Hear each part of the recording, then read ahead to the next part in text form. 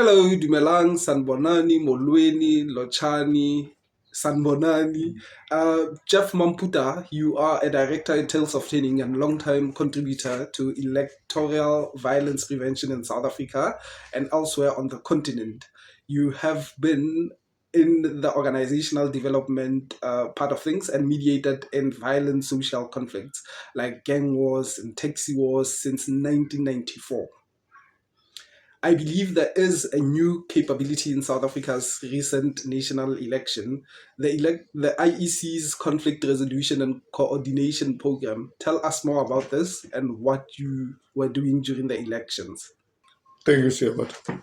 The IEC has got a structure of panels throughout the country. They've always had that kind of structure. However, the challenge was that the structure functioned in such a way that it only responded when there was conflict. Mhm. And the kind of training then in the IEC was basically, if there's a toy, go talk to the people. If there's parties fighting, go talk to them.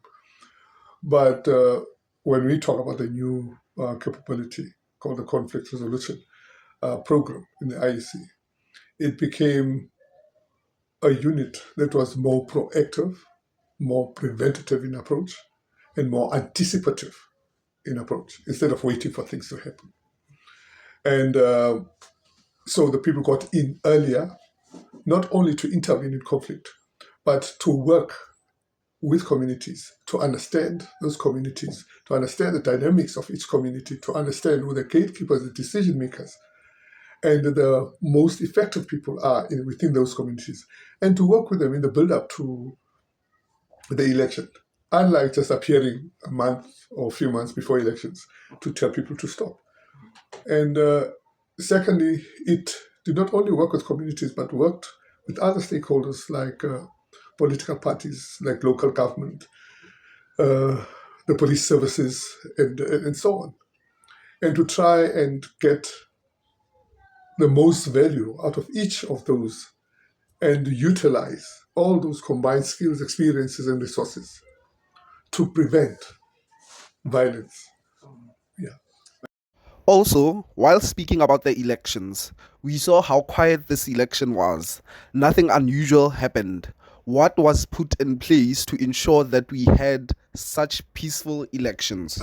Sebata, it's maybe unfortunate, but also maybe it's a blessing that we do not realize the gift that we as South Africans have to mitigate, resolve, and address issues of conflict.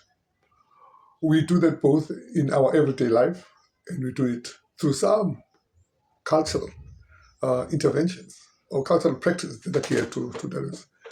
And also with faith-based structures like the churches, like the mosques, and so on. Those are also utilized as South Africans. There have been examples earlier on when we were talking about how the gangs, for instance, in Yanga, the gang war was stopped when people took their kids out of Cape Town to the Eastern Cape and other places. And it was the communities that brought those children back and addressed it. Instead of hiding, they brought them back and they spoke about it. Also, when there was a by-election in Delft, it was very interesting. In Delft, that it was the school principal who led the conflict resolution and peacemaking initiatives. And when the local community, a new community that had just arrived, they were demanding service delivery. They'd been there a few weeks and they were going to disrupt the elections. And so the CPF and all of the structures were called, and the taxi drivers. And it was the taxi drivers who said nothing like that is going to happen. So the school principal, the taxi driver, the CPF, I mean, it happened so naturally. It was not something that was, yeah, you are CPF, use your power. No, it was not about that. It was all these people from the different structures acting in unison as residents of that particular community, as members of that particular community, not wearing those hats. So we have that extraordinary, and we take that for granted. And it's not something that can be easily found in other communities. And it's all about acknowledging people's roles, acknowledging people's experiences, acknowledging people's knowledge of their own issues and communities. And as South Africans, we do that. In ISCOSA, we have something that says, "Umntu yinkosi ukuzazi," that a person knows herself or himself best. It applies to communities too. Don't come with solutions to communities. Tell the communities what the challenge is. They know better. And I can tell you, even with the kind of issues if our government had, issues around crime, if they utilized that, I think we'll see a difference, like we did in Nyanga. What has led to a lot of violent outbreaks is that people have had enough. And they portray that frustration by partaking in violent activities so that stakeholders or the government listens to what they want to say, so that they feel heard.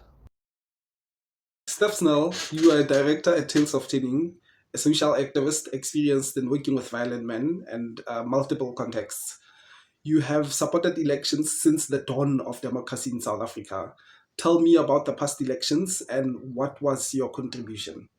With this past election, my contribution was really around, first of all, in helping develop uniform national training for the panelists, for the 190 odd panelists, and then to assist in that training, and then to act as a regional coordinator in the Western Cape.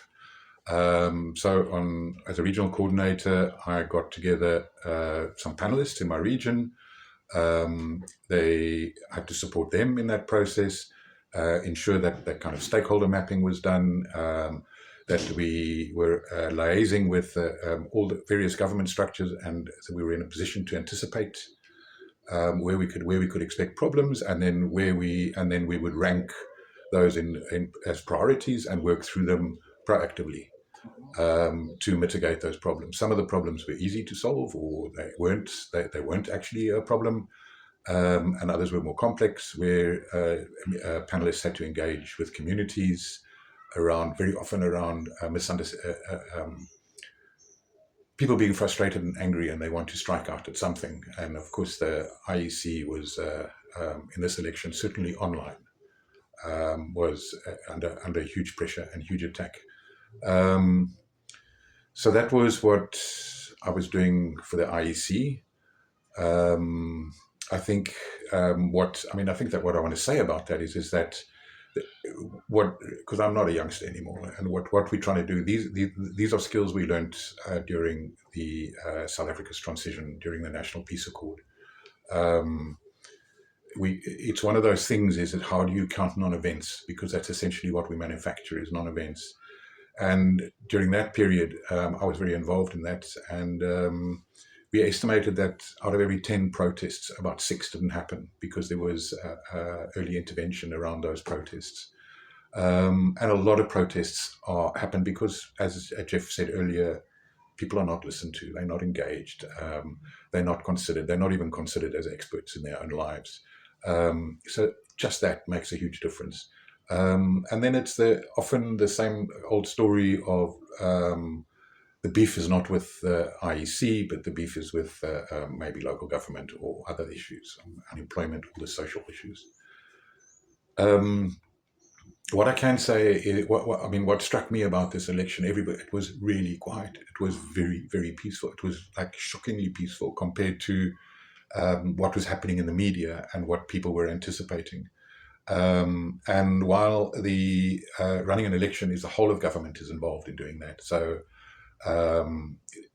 security forces, disaster management, all of it. Would you say that because of the IEC's new conflict resolution and coordination program, we had a peaceful election? I don't think it's very well known, the coordination program, the conflict resolution program, but it's we have in our waters an ability to develop and create peaceful solutions. Everybody, the riots in KZN, everybody's kind of was scared of that, but there was a really amazing stuff that happened in the communities as a consequence of that, where people got on top of it and reached out to each other, and it went away. And it went away in the absence of proper policing and that kind of stuff. So, and in fact, South Africa's transition itself was an amazing event. How can we encourage other African countries to leverage our strengths in ensuring peace building during the elections? Look, I don't think, our neighboring countries are not perhaps, maybe except for one or two. that, I don't want to. We're not in a position to say to neighboring countries how they must do things. But what we can do is we can share our experiences and our skills and stuff, and maybe they can find. Maybe some of that will be useful for them in terms of working out systems that can work for them. We're already a huge dominant force in the region, and we need to, as South Africa, learn some local humility. Is my view. I just wanted to say on another thing. As Tales of Turning, we were also involved in the election in a different way. So Tales of Turning focuses on social media and how social media can be used for good and bad in terms of peace building or not, in terms of creating division and so on. So we were monitoring what was happening on social media, running an experiment together with the University of Washington around abilities to deal with disinformation on social media. That was on the other side. So it was very interesting having one foot in the social media camp and seeing what was going on there, and having another foot on the ground and seeing what the panelists were dealing with on a day-to-day basis.